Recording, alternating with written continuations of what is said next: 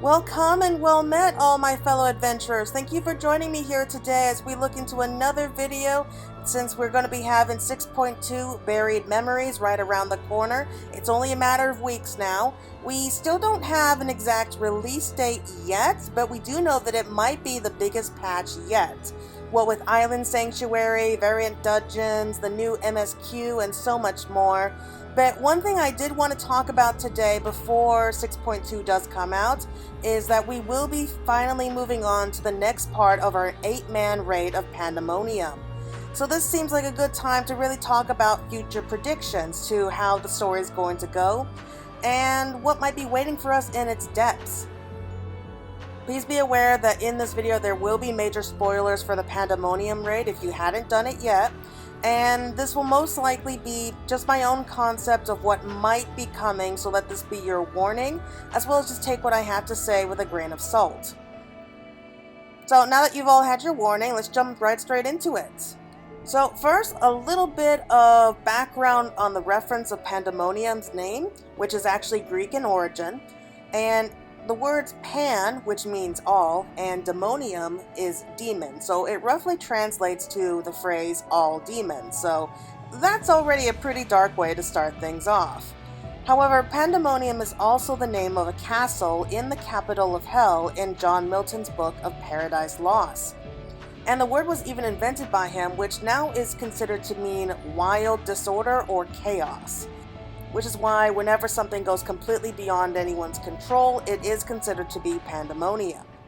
Pandaemonium has also made a few references in the Final Fantasy series. The first time is in Final Fantasy II, where it's actually the final dungeon, and it's the palace of the King of Hell before his defeat by the Emperor. It's also another dungeon in Final Fantasy IX, where we have the souls of Terra, who are killed in the years long past, and they lay in stasis as they anticipate Gaia's absorption. And we also have a term for it used in the Guardian Force in Type 0, so it also serves as the final dungeon in that game. There are also other references, such as in 11, where we have the Pandaemonium Warder as a boss, but we're not going to be talking into too many details on that. Instead, we're going to be focusing more on the story that we have in 14. So just as a quick abridged version of the story, we learn that Pandaemonium is actually a secret research facility directly beneath Elpis in the ancient past, and it was created to hold and research all matter of monsters that were created through the ancient creation magics. The thing was, all of these concepts that were created by the ancients, their creators deemed them far too dangerous to ever be released into the world, but far too valuable to immediately be destroyed. They felt that these creatures could be studied and researched upon later on for other projects. As for the several locations or landmarks that we actually know so far within Pandaemonium, we see that there's tons of towers, which I'm guessing are holding all kinds of cells for the various creatures. Beyond that, we have the first area known as Asphodelios. It's the first circle of the facility, but we don't really get to see too much of it because these are just trial fights. We have a stagnant limbo after that, which is kind of a sewer system in Asphodelios, followed by the Ferdid Limbo, which is an area created by Hesperos to enhance the power of the Phoenix, and finally the Sanguine Limbo, where is in Hesperos' domain, where he guards the entrance to the next circle of Pandaemonium, which is Abyssos. As of right now, we know pretty much nothing else about this place other than what we've seen from the 4 trial fights. But we do know that something bad has begun to stir in the deeper levels of this place and seems to have spread all the way to the upper levels. Pandaemonium seems to have been made of many different layers, and we can assume that they have many such cages that the creatures are in their care are able to exist within. Because the ancients are able to manipulate the space within this area, aka make the rooms bigger on the inside, it seems possible that they are able to create large ecosystems designed specifically for the monsters inside, such as how we saw the environment for the Phoenix. So we can assume that maybe many other rooms may have been shifted or created specifically for the creatures to put them in their element, so that it's the ideal location to be able to study them. The ones who oversee these creatures are known as warders, who study and record what they learn, and they also help to keep the creatures under lock and key. Pandaemonium is also separated by one of 3 different regions, and each of these regions is overseen by a manager or a key ward who deal with the maintenance of the seals and answer to their chief key ward. For example, we have the ancient named Hesperos, who was the key ward for Asphodelios. I'm afraid we don't know who any other key wards are. However, we do know that the chief key ward was a woman named Athena. Unfortunately, after her death, the role was later taken over by her husband, who is none other than Lahabrea. Whether or not it's the exact same Lahabrea that we confront in A Realm Reborn is unknown. But sometime after the Warrior of Light returns from Ultima Thule with the battle against Medion, we are requested to speak with a scientist named Claudin, who revealed to us that he was the one in charge of using the Ateoscope to study the ethereal sea.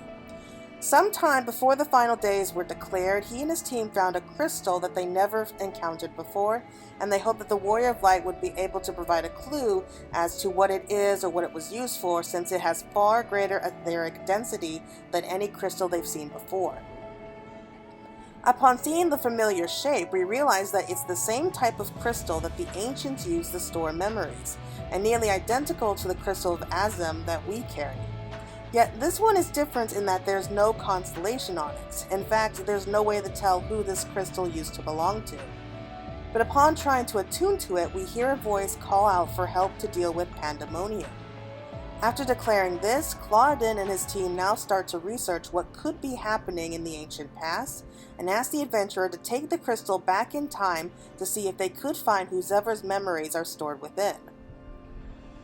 Upon returning to Elpis, after using the crystal as a beacon, we literally crash into an ancient when we arrive.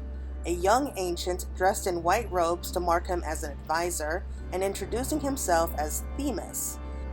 It is speculated that this is in fact a younger version of Elidibus, maybe even before he joined the convocation, and that it seems that the events here are what led him to maybe becoming nominated for the role. It was here that we learned that he was asked by a friend of his, whom we suspect to be none other than Azem, to investigate Pandaemonium, since they had all lost all contact with the facility just days prior. Posing as Azem's familiar, the Warrior of Light agrees to help Themis and journey to the facility, where Themis marks it strange that there were no longer any guards or warders to keep the concepts in check. That is when one warder by the name of Erechthonios comes barging outside, out of his mind with panic. After transforming and battling with us, we're able to snap him out of his panic state so he could explain what was going on. The strange thing is, he doesn't really remember much about what happened.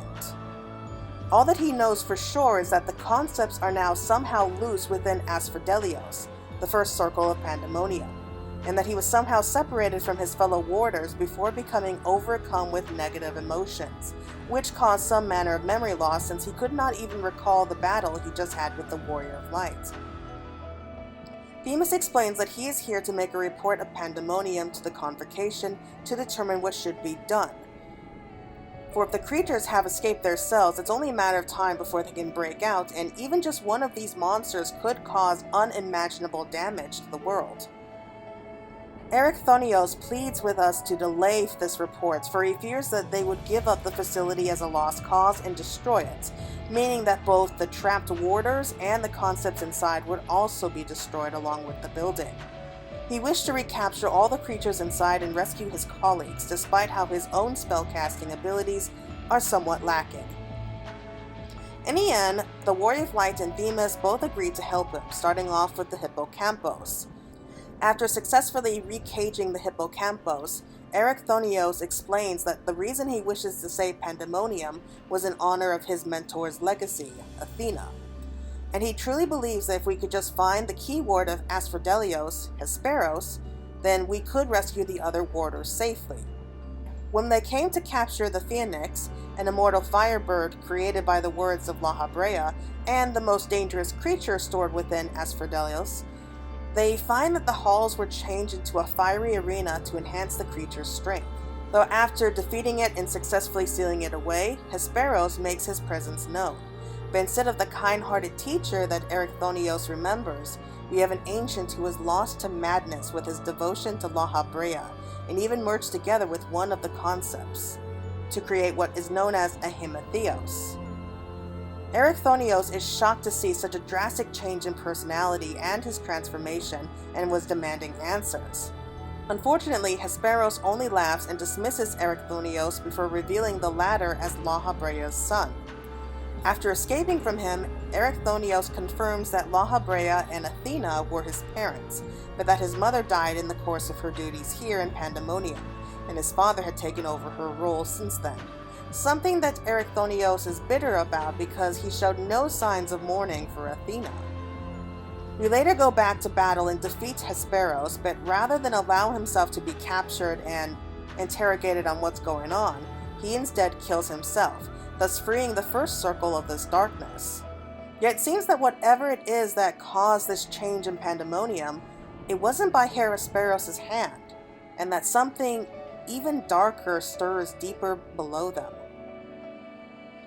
Themis and Erichthonios work to recapture the remaining concepts in Asphodelios, deciding to hold off contacting Lahabrea and the Convocation about what's going on here for the time being, which allows the Warrior of Light to return to Clodagh to present to him what was going on.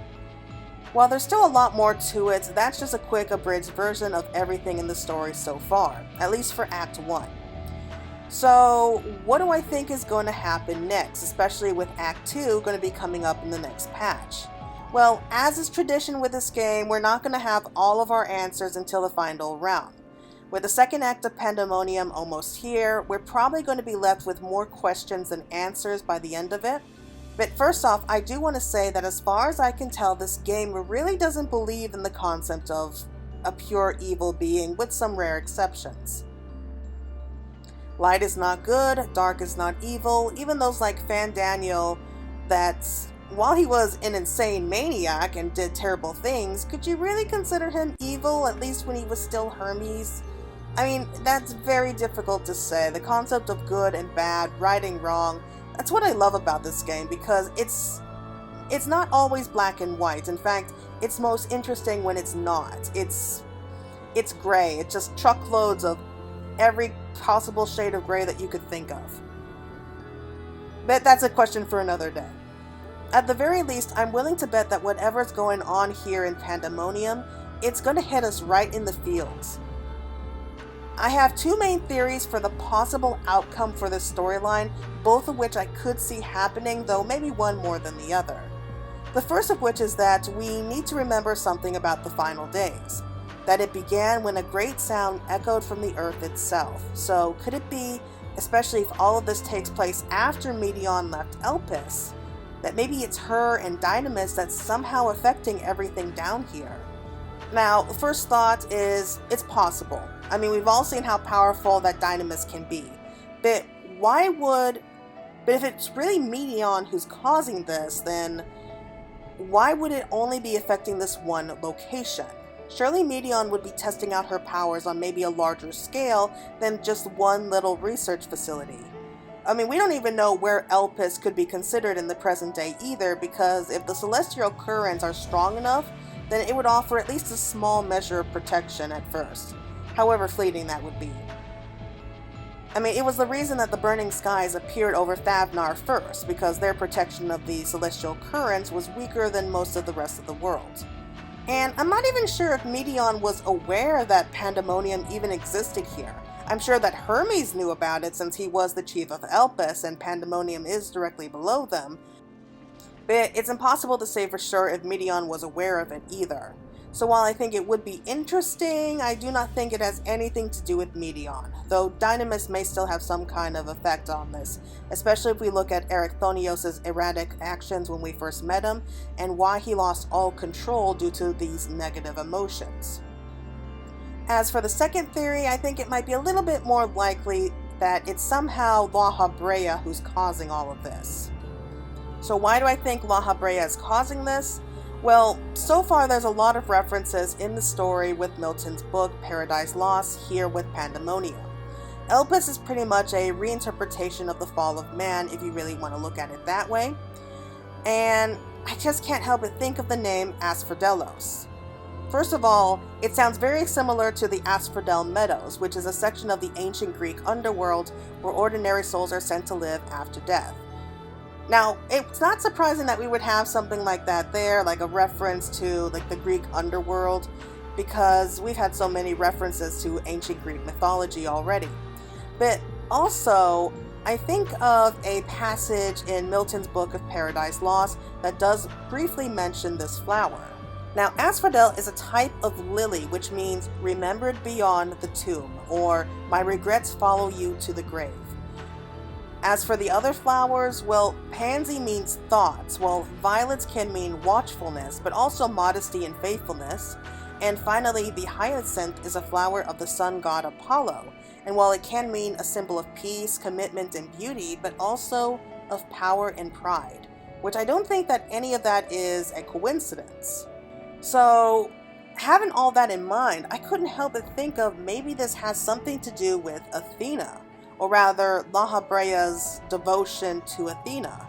So if Pandaemonium isn't being affected by Medion's powers, which I don't think it would be, what if Lahabrea is doing this to try to resurrect Athena? Because of these particular flowers, I can't help it. He remembers and he regrets that his wife Athena is dead, and she's constantly in his thoughts, and he wants to bring her back. However, his power and pride is probably going to lead to his downfall. That's kind of what I'm thinking here. Again, I don't know for sure if this happens to be the same Lahabrea that we know from A Realm Reborn and at the end of Heavensward. In fact, Lahabrea is not his real name. Rather, it is a title to the member of the convocation who sits upon this particular seat. So what if, keeping with the ancient Greek gods' names for the convocation members, what if his real name is actually Hephaestus? Hephaestus was the god of the forge, among many other things, such as artisans, fire, metalworking, and so many other things, usually involving the crafts. But Lahabrea is the seat that one has to be talented in not only powerful magics, but also in creating concepts, and that would certainly fit. But more than that, in the original mythos, Hephaestus is supposed to be the father of Erichthonios, in a sense. As for this Erichthonios, it is confirmed that his mother was Athena and his father is Lahabrea, aka maybe Hephaestus. So at least we have a pretty good idea onto what his real name is. I can't really go into too many details about the entire myth, but just to make it safe, in the original myth, when Athena visited Hephaestus to request some weapons, he instantly desired her. So the two of them were almost together, and as strange things somehow work in these myths, Erichthonios was born in a rather bizarre way. But going back to my theory, I think that the crystal that we found that led us to Pandaemonium in the first place, I think it was Athena. Either this was before her death or maybe even afterwards. Remember, the crystal was found in the ethereal sea. What if Athena was aware of some kind of secret experiments that Lahabrea was trying to do and was trying to send out a warning to somebody, anybody who could come and put a stop to him? I do think that despite his appearance, about how cold he did seem initially, I do think Lahabrea loved Athena more than he let on and was devastated by her loss. What if her death was the reason for his concept of the Phoenix, and that was because he was looking for a way to somehow resurrect her? He ended up delving maybe too deep into darker magics and used those loyal to him as test subjects. I mean, I can't imagine that Hesperos was the first or only lab rat. I mean, that would explain why Hesperos was willing to go as far as to transform if he was such a great admirer of Lahabrea.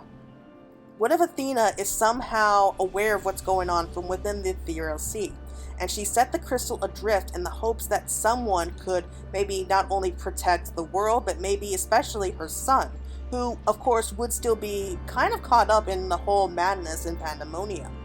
Maybe she wants somebody to put a stop to Lahabrea before things go even further than they are now. I mean, she knows it can't end well for him, the creatures, or the rest of the world should these experiments get out. Maybe that was why the message we received was so broken up. We know that it is possible to speak to the departed from deep within the ethereal sea, even to appear before others in various states. but more importantly, we know that souls resting there know what's going on in the outside world. A good example is when we saw Fandaniel and Asahi while we were in the Ethereal Sea. Both of them were well aware of what was going on the outside. So from that, it's also reasonable to assume that maybe Athena is also aware of what was going on. I mean, I don't know how that could be, like, over thousands of years of time. That could be rather difficult to try to pin down. But I think it is reasonable that she was aware of maybe what Lahabrea was up to, and she feared for the safety of her son, Pandaemonium itself, and basically the whole world. She understood how dangerous it was, and that's why she sent out that message. So in Act 2, I think that we could learn about what's really going on by facing off against more concepts, maybe some transformed warders. Like we have more fans of Lahabrea, and maybe they were transformed against their wills or even willingly into more Hemitheoses, which could lead to a lot of really interesting creatures that we could be facing against, such as how we had Hesperos and how he kind of took on the appearance of a vampire. So that would be really cool to see. But I do think Hesperos really was nothing more than a giant lab rat. He was maybe the first person to be experimented on, and either he really believed in what Lahabrea was doing, or maybe he was brainwashed or under someone else's control. That's certainly possible. And I think we could see that with the other warders, assuming that they're still alive and before they're transformed, hopefully. But we don't learn the real reason why Lahabrea is doing this until we reach Act 3, where we face off and defeat that particular Lahabrea, who may have fused together with the most powerful concept in Pandaemonium, maybe creating a literal king of hell that we're going to have to stand up against. That would be cool if we had to fight against, like, Beelzebub or something. There's a lot of theories going around right now that Erichthonios may actually be the next Lahabrea, maybe even the Lahabrea that we encountered in A Realm Reborn and end up defeating. I'm not going to completely disregard that because it's certainly possible. I personally don't buy it. I really don't think that's what's going to happen for several reasons. First of all, the title of Lahabrea, that is a title that's given to someone who's elected for the seat. It's not passed down from father to son or anything like that. So the convocation are given, I guess, a list of possible candidates. They look through each and every single one of them, and then they decide together if that person should be elected and risen up to that particular seat. That's how the convocation are able to choose members. And so it's not like, if we kill off this Lahabrea, then Erichthonios will immediately take up the title afterwards because he's his son. It doesn't work like that. And the convocation will not choose any candidate if they don't feel they have the right requirements. In this case, the seat of Lahabrea requires that someone has to have a lot of magical power and be gifted in terms of creating concepts. Something that Erichthonios admits that he's lacking. He's skilled in spells that involve chains, but that's about it. And that's only because he kind of had that nailed into his head at an early age. So that alone, I don't think he could possibly take over the role of Lahabrea from his father, unless his magic somehow greatly improved in the short amount of time. Rather, for Erichthonios, I personally think that Claudin that we ended up meeting at the very beginning of this story, I think he's the reincarnated sundered soul of Erichthonios. I mean, it would be a perfect tie-in, because in a sense it would all be coming full circle. Not only that, but if you look at the two of them side by side, they look surprisingly similar towards each other. Not identical, of course, but definitely similar to really pay attention to. And also, another perfect tie-in would be explaining why the crystal ended up in his hands. Because if the crystal really did belong to Athena, then it makes sense that she would want to send it out to somebody that she felt she could trust. In this case, she would probably have trusted her son above all others, and it would explain why it ended up in Claudin's hands, because he could be the sundered version of her son's soul. So saying that Erichthonios was eventually reborn as Claudin, I could definitely see. I really do like that whole idea. So it's like Eric Thonios is helping us in both the past and the present. I love that. So yeah, that's my basic theory to where this story of Pandaemonium is going to head off to. What do you all think? Do you think I'm right spot on? Do you think I'm completely crazy? Am I just grasping at straws here? I don't care. Just let me know what you think down below. Share any possible theories that you have with Pandaemonium. And I guess that's going to be it for right now. Unfortunately, we still don't have the release date for 6.2 Buried Memories. They did say it was going to be coming out in late August. So if I had to guess, I would say it would be coming out either the 23rd or the 30th of August.